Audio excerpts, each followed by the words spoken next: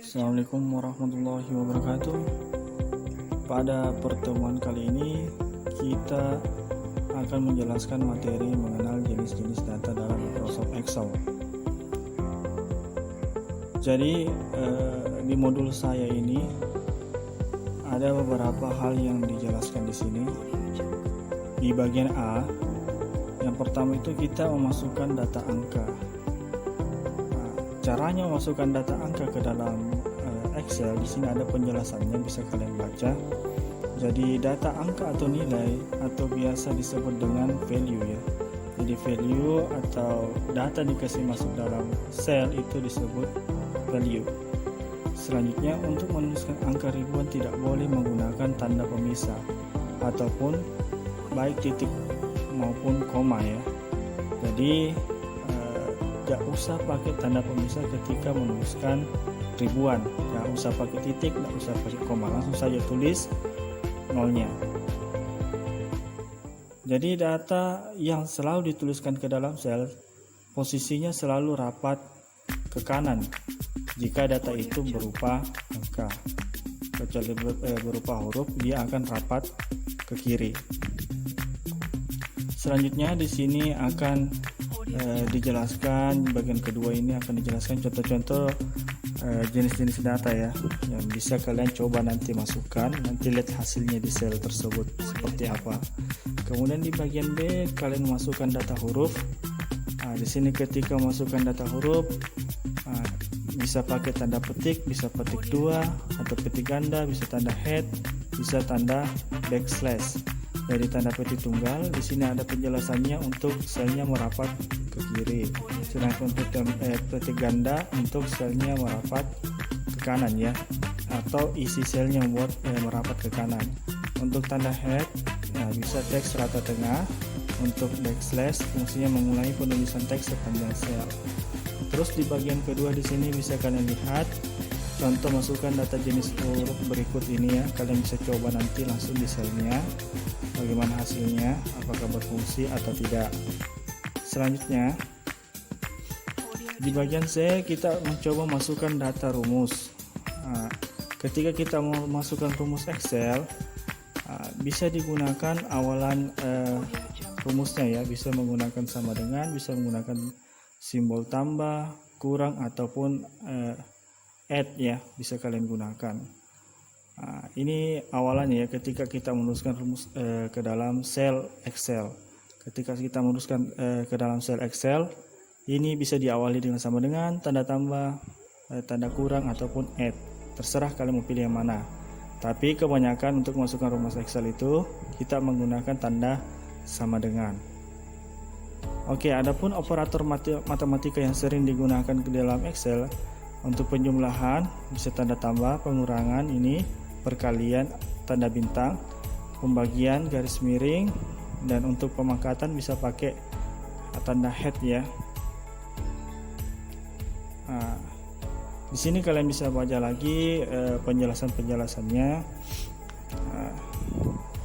Di bagian 2 di sini dijelaskan ada beberapa contoh-contoh cara memasukkan data ya, ataupun ke dalam sel ataupun operator matematika yang bisa dimasukkan. Kalian bisa coba di sini. Langsung di sel C3, C4, C5, C6, C7 dan seterusnya. Kalian bisa coba. Selanjutnya di bagian D, di sini dijelaskan fungsi rumus-rumus dalam Excel ya. Di sini ada beberapa rumus yang biasa digunakan atau yang sering digunakan dalam Excel. Di sini bisa kalian lihat penjelasannya di bagian pertama. Di sini ada bentuk rumus standar, fungsi ditulis dalam sel diawali dengan karakter add atau sama dengan. Di sini untuk fungsi rumus sum, yaitu menghitung penjumlahan data dalam range. Ini mencari maksimal, mencari minimal, ini mencari rata-rata, ini untuk menghitung banyaknya data, ini mengambil karakter sebelah kiri, ini mengambil karakter sebelah kanan. Adapun fungsi tambahannya yang bisa saya tambahkan adalah fungsi mid. MID ya, mid, yaitu dia mengambil karakter di tengah. Kalau ini dari kiri, ini dari kanan, itu kalau fungsi mid itu dari tengah. Selanjutnya di bagian kedua di sini dijelaskan cara contoh penggunaannya bagaimana. Oh ya, saya lupa. Untuk titik 2 sama titik koma itu beda ya. Untuk titik 2 itu memblok atau merange ya, ketika kita blok sel seperti ini. Sambil contohnya dulu.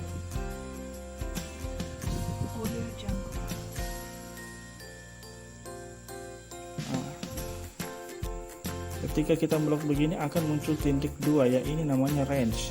Misalnya begini, saya range mulai dari sini ya, sama dengan zoom, saya menggunakan zoom, jadi saya range mulai dari sel E1 sampai E6. Nah, ini muncul tanda titik 2 ya.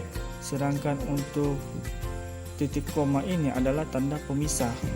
Jadi ini pemisah dari antara sel A1 dengan karakter 7 ataupun angka 7.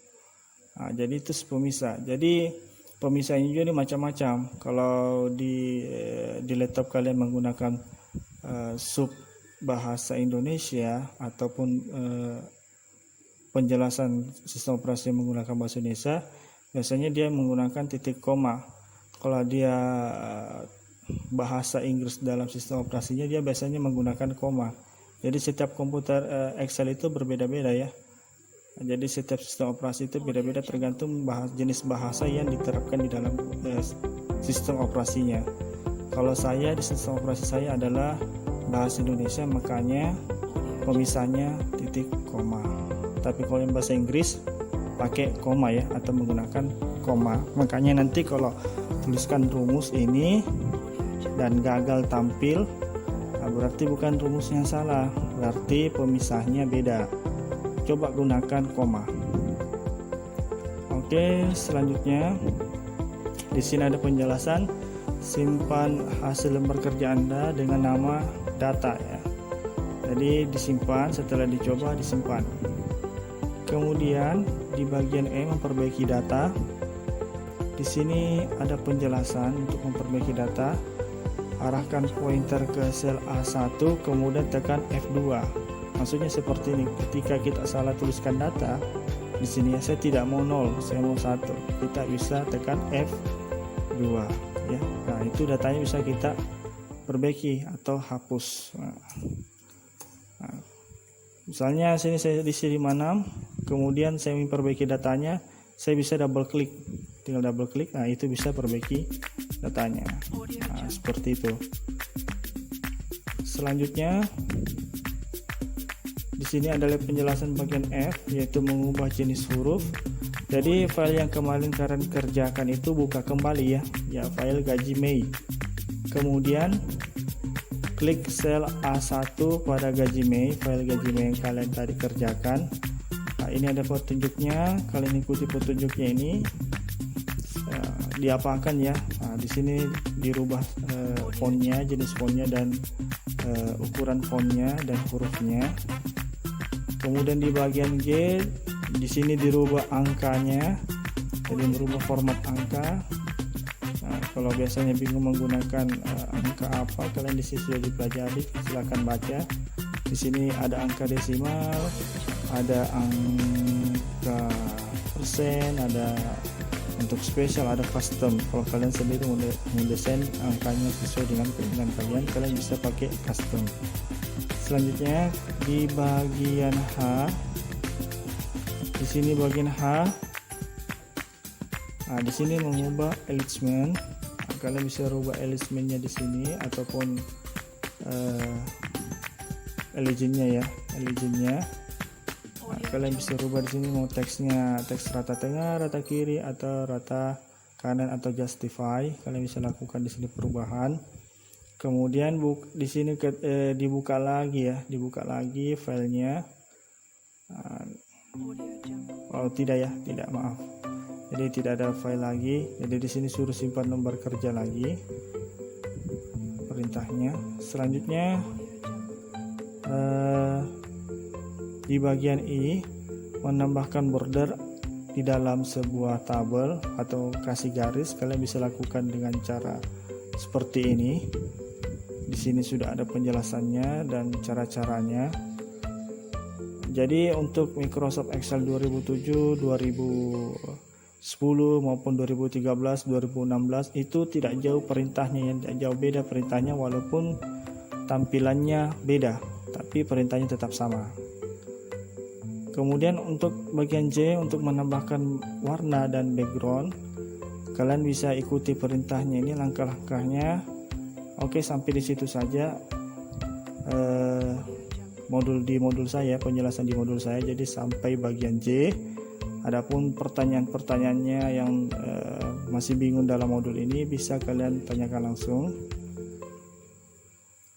Cukup sekian, sampai di sini. Assalamualaikum warahmatullahi wabarakatuh.